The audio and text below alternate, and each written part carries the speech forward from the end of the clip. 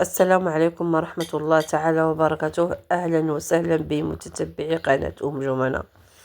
مرحبا بكم معايا في هذا الفيديو إن شاء الله جديد اللي غنقدموا فيه واحد الكيكات صغار اللي كيجيو رائعين، كيحتاجوا من الوليدات الكوتي المدرسة.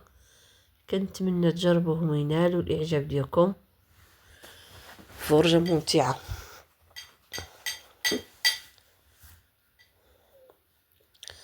عندي هنايا جوج أشكال تاع الكيكه، عندي كيكات بالشوكولات وعندي كيكات عاديين فاني ودانو. دابا غندوزو الكيكات الاولين ان شاء الله.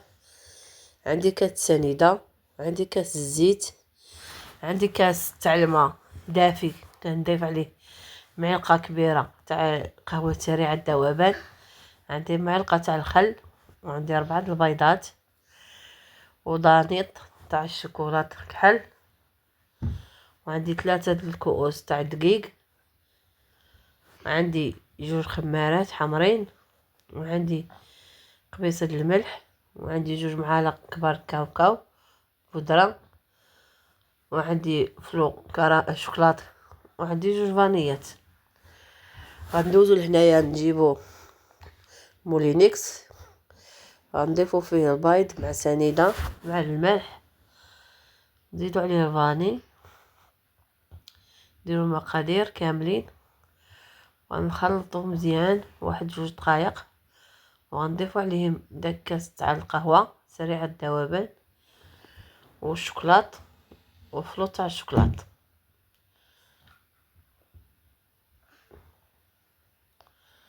ونعاودو نخلطو مزيان مدة واحد دقيقة ان شاء الله. وغنكبو في واحد المول دابا، وغنديرو الدقيق دفعه بدفعه، والدقيق ضروري نغربلوه باش كيجيو لينا كيكات ديالنا مهوين من الداخل، كيجيو فشفشين. وغنضيفو الخميره حتى هي ونغربلوها حيت كتكون مكوره من الداخل، وغنعاودو نطربو بالطراب اليدوي، ونعاودو تاني دفعه الاخيره تاع الدقيق. بعد ما كملنا الدقيق ديالنا نخلطو مزيان واحد 2 دقائق حتى 3 دقائق تنحسو بالكيكه ديالنا تخلطت مزيان. ونضيفو واحد المعلقه تاع الخل،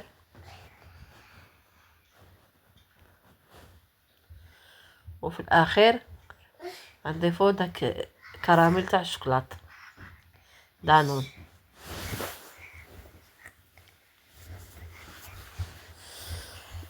الكيك ديالنا جا بحال على هذا الشكل هذا. بعد ما كملنا غنجيبو داك المولات الصغار اللي كيدخلوا الفران، وغنضيفو فيهم كويطات.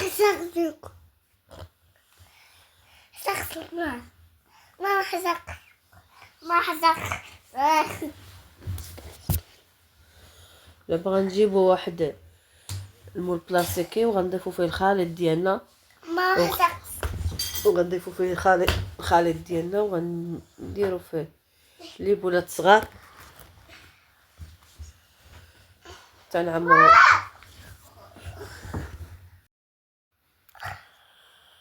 دابا ان شاء الله بعد ما عملنا الكيكات ديالنا غنزوقوهم بالشوكولاط شوكولا حبيبات، كل وحده غنديرو فيها شويه من الفوق. نستمروا تنساليو كاع الكيك اللي عندنا، وغندوزو دابا ندخلوهم هنا الفران واحد على مده 25 دقيقه حتى 30 دقيقه، كيكونوا واجدين في هاد المده هادي. هانتوما بعد ما خرجنا من الفران كيجيو على هاد الشكل هذا، كيجيو زوينين رائعين وخفاف. دابا غندوزو للتزيين، غنديرو لهم واحد معلقه تاع نوتيلا الشوكولاط، ونزيدو عليها واحد المعلقه تاع دانون الشوكولاط، ونخفقوها مزيان ونديرو التزيين. وبالنسبه ديال لي كيكات التانيين تاع الفاني والكونفيتير غندوزو المقادير.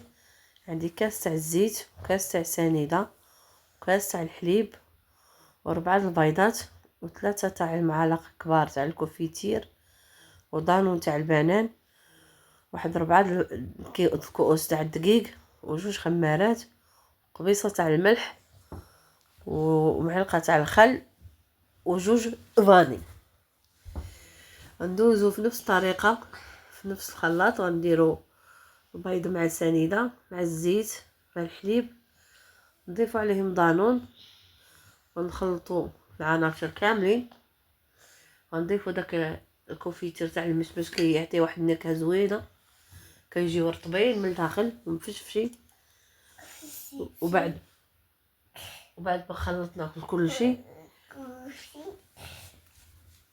دابا ندوزو للدقيق.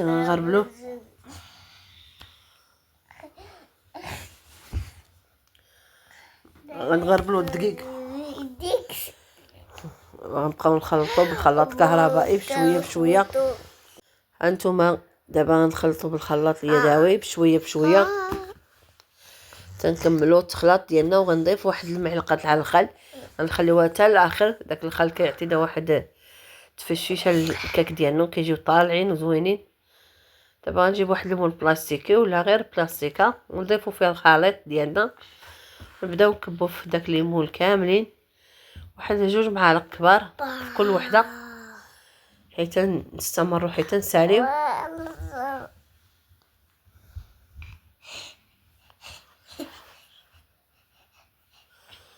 ومن بعد غندوزو للتزيين. غنجيبو اللوز فيلي وغنزينوهم باللوز فيلي من الفوق كاملين. نبقاو بنفس الطريقه حتى نساليو لي الكيك ديالنا. صافي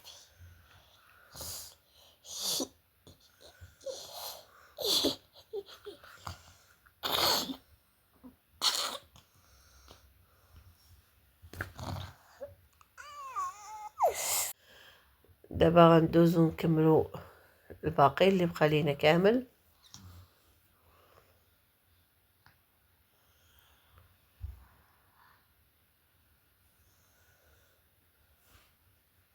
تجي فيهم واحد النكهه زوينه تاع الكونفيتير، كيجيو رطاب من الداخل. دابا بعد ما كملنا الكيكات ديالنا كاملين، غندوزو ندخلو من الفران لمده 25 دقيقه حتى 30 دقيقه على حسب الفران كل واحد. شوفوا كيفاش كيجيو بعد ما خرجناهم من الفران، كيجيو على هذا الشكل هذا، كيجيو رطبين وزوينين وهشاش من الداخل. دابا غنجيبو الكونفيتير ولا العسل، نبقاو ندهنوهم من الوجه ديالهم من الفوق باش كيجيو كيبريو، كيعطيو داك اللمعان من الفوق، كيجيو زوينين. وهذا هو الشكل النهائي تاع الكيكات ديالنا. كنتمنى تجربوهم ويعجبوكم. ولا عجبوكم ما تنساوناش بالاراء والاشتراك. ونقولكم الى اللقاء الى الفيديو القادم ان شاء الله. فرجه ممتعه للجميع.